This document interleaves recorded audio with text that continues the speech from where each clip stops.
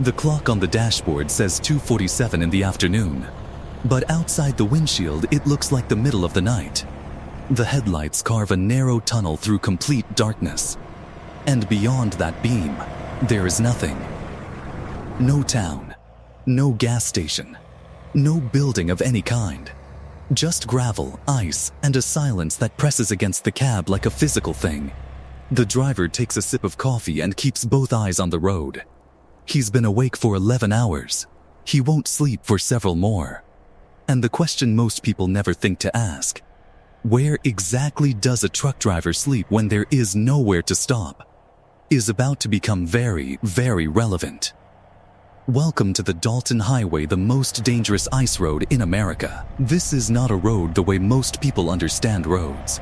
It's a 414-mile stretch of unpaved gravel and packed ice, running north from Livengood, Alaska, a community so small the last census counted 11 residents, all the way to Deadhorse and the Prudhoe Bay oil fields, just a few miles from the Arctic Ocean. The truckers who run this route have a name for it. They call it the Haul Road. And when you understand what it takes just to sleep safely on this road, you understand why Alaska truck drivers occupy a category all their own.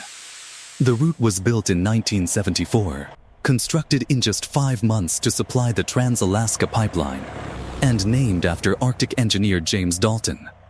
But Dalton never had to drive a loaded semi-truck down this road in January at minus 50 degrees Fahrenheit, with visibility that can drop to zero in under 3 minutes when a ground blizzard rips off the tundra.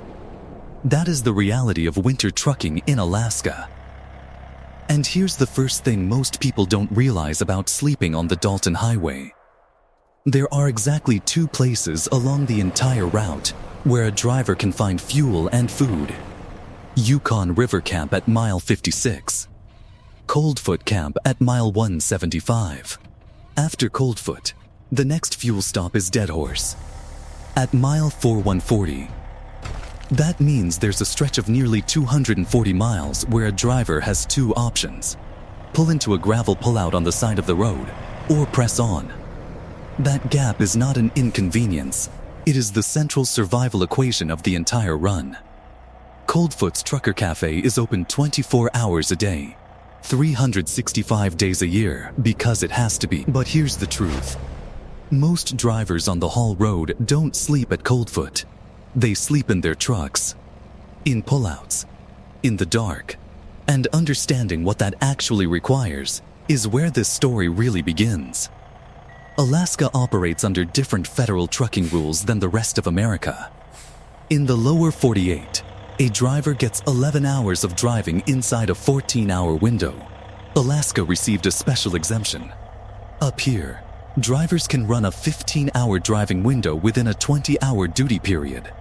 Because up here, a driver forced to stop by lower 48 rules might end up parked somewhere genuinely deadly. A Fairbanks to Deadhorse run takes 11 to 15 hours. Drivers hauling heavy or oversized loads often can't finish in one stretch. So they stop, they rest, and they do it inside the truck.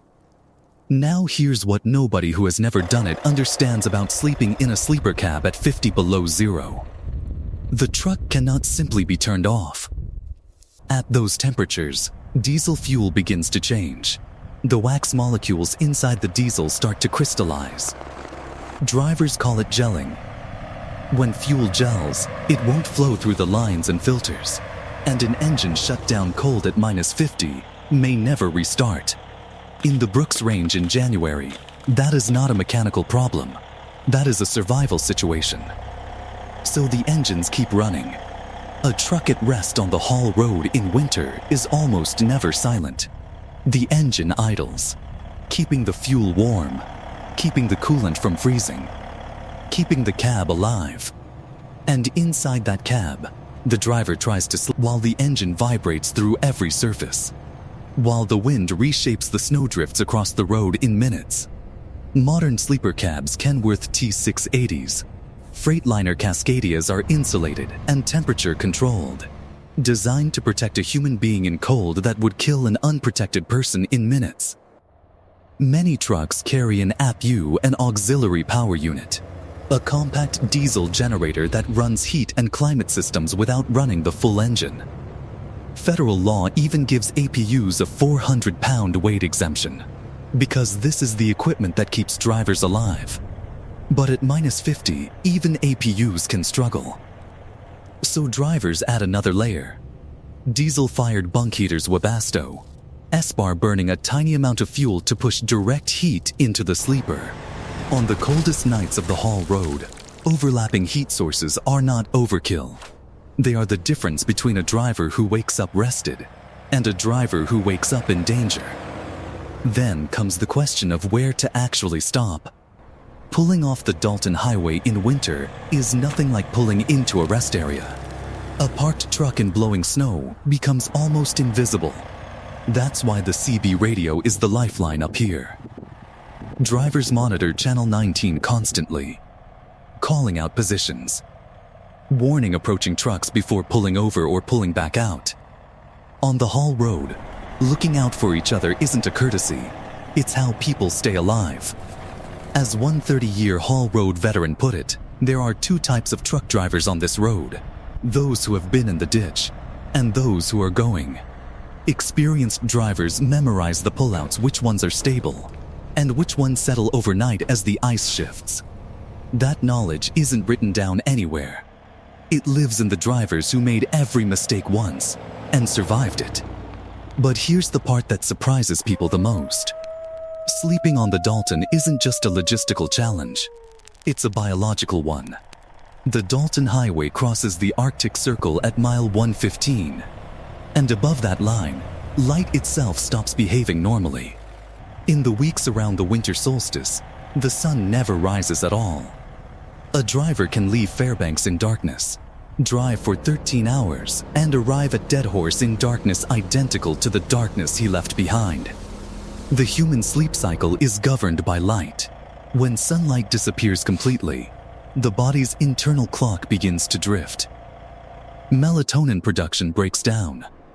Sleep becomes longer, but less restful. Drivers wake up groggy. Their sense of time erodes. And in the polar night, without a clock, 2 in the afternoon and 2 in the morning are genuinely impossible to tell apart. For a professional driver who needs to be razor sharp behind the wheel, that erosion is not acceptable. Because the decisions up here have no margin for error. Nowhere is that more true than Atigun Pass. Mile 244. The road climbs to 4,739 feet to cross the Brooks Range, the highest highway pass in Alaska. Grades reach 12%. In summer, rock slides close it. In winter, avalanches close it. The state can shut the pass down without warning. And trucks stage for hours on the south side, engines running, drivers watching the dispatch radio. This is rest by necessity. The cab stays warm, but the sleep is never fully restful. Because the moment the pass reopens, the trucks need to move. And behind all of it sits one constant variable: fuel. 240 miles between Coldfoot and Deadhorse. A loaded truck in extreme cold burns far more diesel than normal. Idling for heat consumes fuel even while parked. A driver who miscalculates or gets stuck staging at Atigun for hours can end up in a mathematically uncomfortable situation about what's left in the tanks. On the haul road, planning for the worst isn't pessimism. It's basic logistics. And in summer, the same road flips the problem completely. Above the Arctic Circle in June, the midnight sun never sets.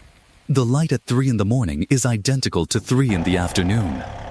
So blackout curtains become survival equipment. Some veterans even use melatonin on a strict schedule, not as a sleeping pill, but as an artificial sunset, replacing the sun with a supplement. Because the sun has stopped doing its job. Think about that image. A truck driver parked in a gravel pullout north of the Brooks Range. Blackout curtains drawn.